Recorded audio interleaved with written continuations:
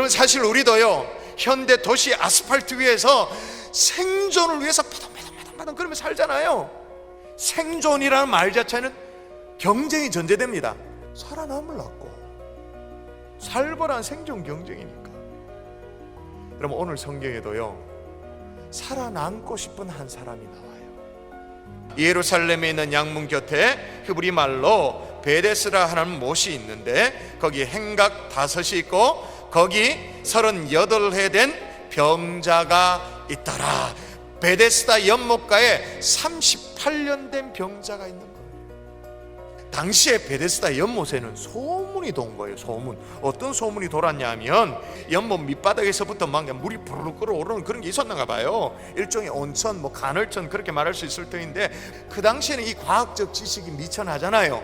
그러니까 마치 그 당시에 사람들 생각에는 천사가 내려와 가지고는 물을 휘 젓고 돌아가는 것 같은 그런 느낌이 들어요.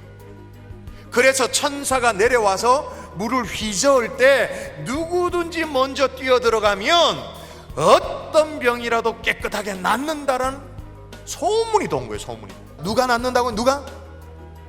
먼저 들어가는 놈. 보세요, 먼저 들어가는 놈. 여기도 경쟁이잖아요.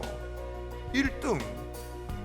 그러던 중에 이 38년 된 병자도 이 베데스다 연못가에 우두커니 있고는 들어가 보려고 막 그렇게 하는데 이게 잘 안 되는 거예요.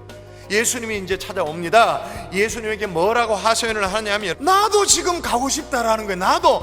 나도 가는데 엉금엉금 기다시피 가는데 언놈이 내보다 빨리 쫓아 들어간단 말이에요. 속상해 죽겠단 말이에요. 오늘 예수님이 38년 된 병자에게 다가오셔가지고 어떻게 하셨다고 말하느냐 하면 보세요. 예수께서 그 누운 것을 보시고 병이 벌써 오래된 줄 아시고 아셨다고 말합니다. 벌써 그 병의 증상을 알고 그 상황이 어떠한지 우리 주님이 아셨대요. 이게 은혜인 거예요. 여러분, 우리 주님은 우리의 상황과 형편을 이미 알고 계시는 주님이신 줄 믿습니다. 그게 위로가 되어지잖아요. 그리고 주님이 이 병자에게 어떻게 하셨다고 말하냐면 예수께서 이르시되 일어나 내 자리를 들고 걸어가라 하시니 그 사람이 곧 나아서 자리를 들고 걸어가니라. 할렐루야. 와, 1등만 살아남는 이 더러운 세상에서 말이에요, 예수님은 전혀 다른 방법으로, 전혀 다른 차원으로 오로지 하나님의 은혜로 그를 일으켜 세우신 줄 믿습니다. 다른 이들에게 전혀 피해를 주지 않아요. 있던 그 자리에, 쓰러져 있던 그 자리에 지금 나도 들어가고 싶은데 다른 사람이 먼저 쫓아 들어가서 나는 정말로 억울합니다, 나는 어찌할 방법이 없습니다 하고 쓰러져 있는 그 자리에서 예수님은 손도 대지 않아 어떻게 해요? 어떻게 말씀하십니까? 일어나 걸어라. 스스로 일어나 걸어라, 그렇게 말씀하시는 거예요. 할렐루야. 그럼 그래서 일어나게 되어지는 거예요. 여러분, 이런 것을 우리는 주로 뭐라고 말합니까? 2글자로 이런 것을 은혜라고. 세상의 논리를 뛰어넘는 은혜의 논리로, 은혜의 방식으로, 경쟁의 논리 1차원적인 방식이 아니라 전혀 다른 차원으로 하나님이 역사해 주시는 것, 그걸 은혜라고 말하는 거잖아요.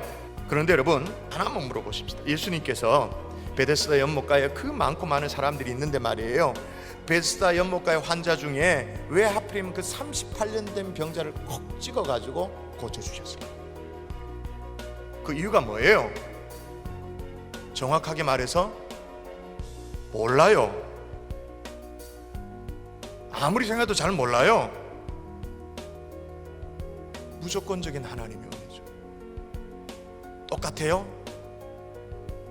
우리가 어떻게 하나님의 자녀 됐는지, 세상에 수많은 환자 같은 사람이 많은데 어떻게 콕 찍어서 이 자리에 내가 있게 됐는지, 그 이유가 뭐냐? 모르겠다는 거예요. 그 다음 대답이 뭐죠?